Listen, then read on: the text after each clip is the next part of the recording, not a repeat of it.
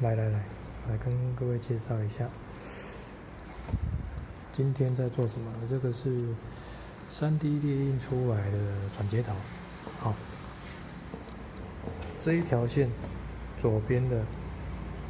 转接头的材质是属于比较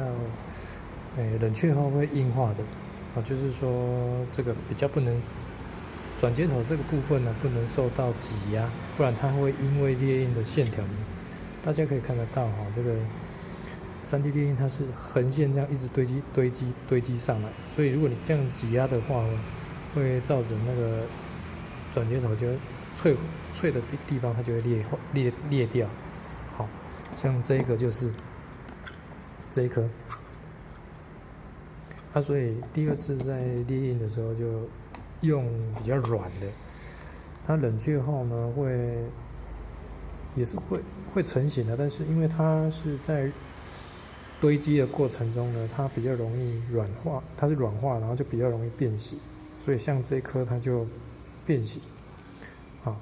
接头这个地方变形，但是它不会撑坏。然后再来像这一颗呢，因为可能机器的那个喷嘴头比较温度那个时候可能比较高，所以它堆积的过程到这边这个地方就堆歪了，堆歪了之后就施工就比较没有那么顺。但是这个也可以装装上去的话就要用 3M 去把它做连结这一颗列印的就是最好的，这一颗完整性很好。然后这个等一下我再跟大家讲这个要怎么转接。转接头呢是接在这个潜水的面罩这个是浮潜用的浮潜用的就是一定要求气密性要好，不然水会跑进来。所以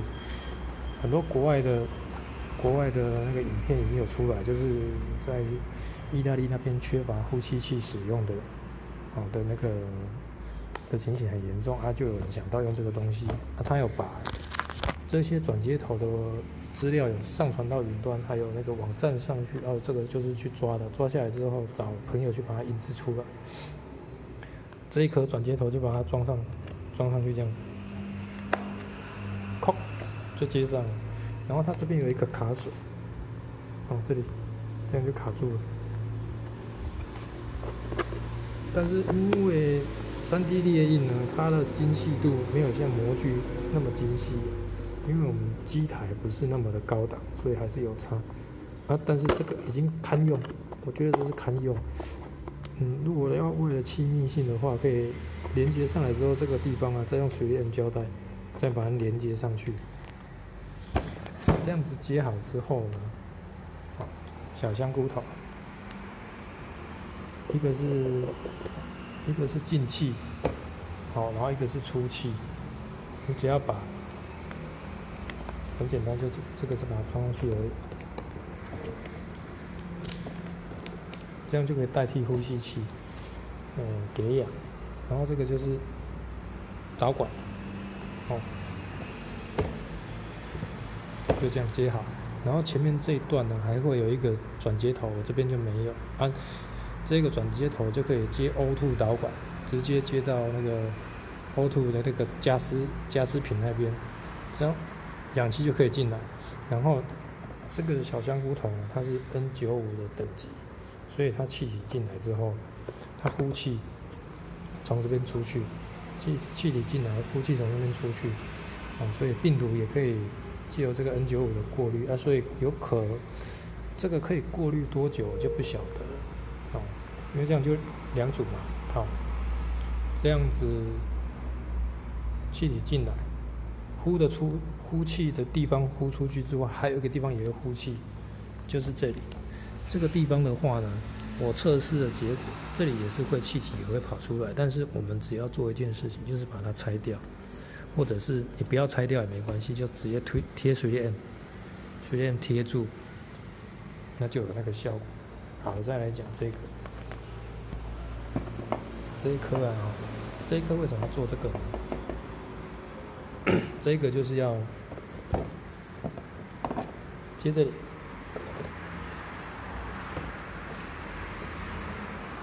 然后再把它接上。它接上的地方呢，为什么要接呢？一定是有作用的，它做这个一定是有作用，不是随便做的。好，因为我没有除硫带，这个呢可以接那个氧气的除硫带，我就用塑胶袋代替好。就是如果这个它需要100%的氧气的时候，你就把除硫带转接，把它接到上面这边来，好，就把它转接到上面。那它这个患者他需要很高浓度氧的时候，那他就可以直接就这里就会膨胀嘛，气体从这边进来之后，这边就膨胀，它就膨胀了。膨胀之后，如果他需要大口呼吸，他就直接又可以从这边再吸进来，就等于是可以吸到100%的氧气。然后我来装这个给大家看，就是装这个2次裂印，第2次裂印的这一组。它这个装呢，因为它是软的，结果它在装的装了之后它太松了，它这样就脱落了，轻轻一拉就脱了，所以这个还要再做调整，可能要再少它的那个这个周长这个周长可能要再少个2厘米左右，就是0.2公分，它的周长可能要再少0.2公分，就是它上传的数据。如果你也要用这种软质的去做裂印，那应该要少个0.2公分左右，这样它才会紧，然后就扣住就不会动。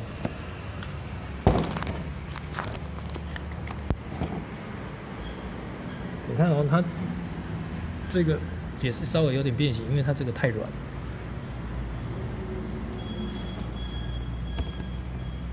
这样就好。它这个加这个转接头也是可以装进去，然后而且它这个比较软的接硬的有弹性，可以更密合。大概就是这样。如果你想要做3D 列印，我觉得这个是可行的。好，谢谢大家。有什么问题的话，可以 po 在下面，互相交流看看。毕竟我们台湾呢，现在是没有像欧美国家这样疫情爆发之后一发不可收拾，因为我们的医疗体系还没有超过负荷，所以这个东西应该暂时还用不上，但是可以用。好，谢谢大家。